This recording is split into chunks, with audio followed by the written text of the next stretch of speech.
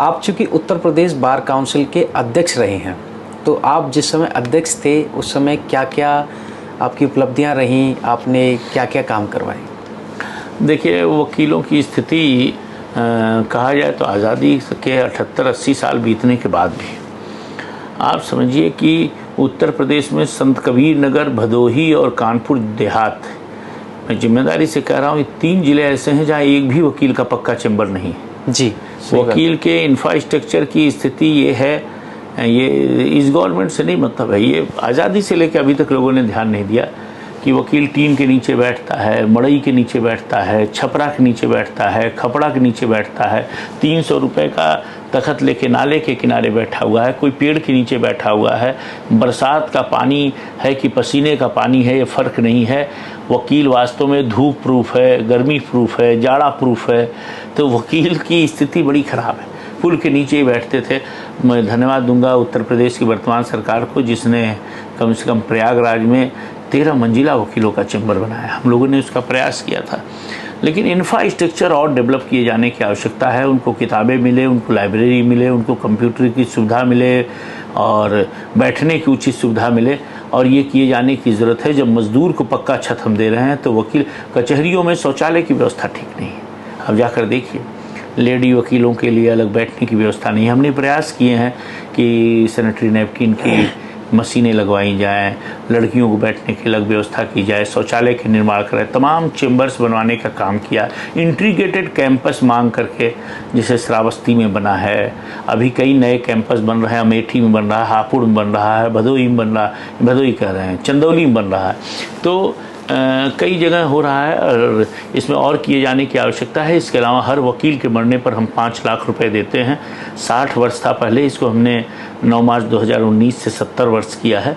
अब 70 साल तक के वकील के डेथ पर, चाहे सामान्य मृत्यु हो चाहे असामान्य मृत्यु हो, हम 5 लाख रुपए देते हैं। और पिछले 6-7 साल में हम 227 करोड़ रुपए दिए हैं मृतक अधिवक्ताओं को उत्तर प्रदेश में, जो आज़ादी से जितना पैसा दिया गया है उससे ज़्यादा है।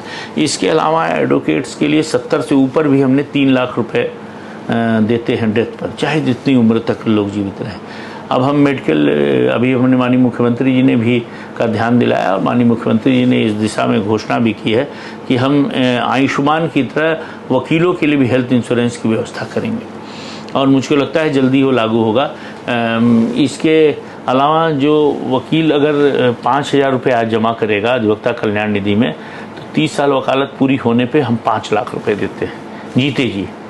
मरने पे भी 5 लाख, जीते जी भी 5 लाख। तो हम कोशिश कर रहे हैं कि उसको सिक्योरिटी मिले, उसको साहस रहे, और उसके जाने के बाद असमय परिवार वालों को दिक्कत न हो, और बुनियादी सुविधाएं मिले, और वकील का वक़ार जिंदा रहे। वकील इंडिपेंडेंट पेशा है, नौकरी करने वाला आदमी नहीं है। तो वकीलों का स्वाभिमान, वकीलों के वक़ार की लड़ाई हम लड़ेंगे, और सबको ये निवेदन करना चाहते हैं कि कम्युनिटी बड़ी रेस्पेक्टेड है, इसका आदर करिए, और ये समाज के साथ खड़ी होने वाली, इसके साथ ये समाज के साथ खड़ी होने वाली सबसे प्रमुख कौम है, और जो भी इसकी सुविधाएं हो सकती है वो करेंगे। नए वकीलों के लिए मुझे ध्यान आ रहा है कि कुछ अच्छा किए जाने की ज़रूरत है, कि प्रोत्साहन राशि दी जाए, और बुज़ुर्ग वकील जो आसक्त हैं उनको पेंशन देने की बात है। इन दोनों दिशा में हम इस टेनोर में कोशिश करेंगे कि इसको भी कराएं जल्दी। एडवोकेट प्रोटेक्शन एक्ट को हमने ड्राफ्ट करके दिया है, we have already drafted the provisions of advocate protection act, और हम अभी हमारे बार काउंसिल ऑफ इंडिया के चेयरमैन ने भी इस बात को उठाई है, राज्यसभा सदस्य हम श्री मनन कुमार मिश्रा जी ने, कि एडवोकेट प्रोटेक्शन एक्ट लागू होना चाहिए।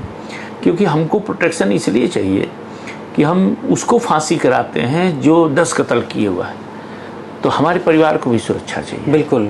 तो प्रोटेक्शन ज़रूर होना चाहिए एडवोकेट्स का, इसका ध्यान रखना चाहिए, और हमको लगता है कि सरकार इस पर सहमत भी है और जल्दी ही एडवोकेट प्रोटेक्शन एक्ट लागू करेगी।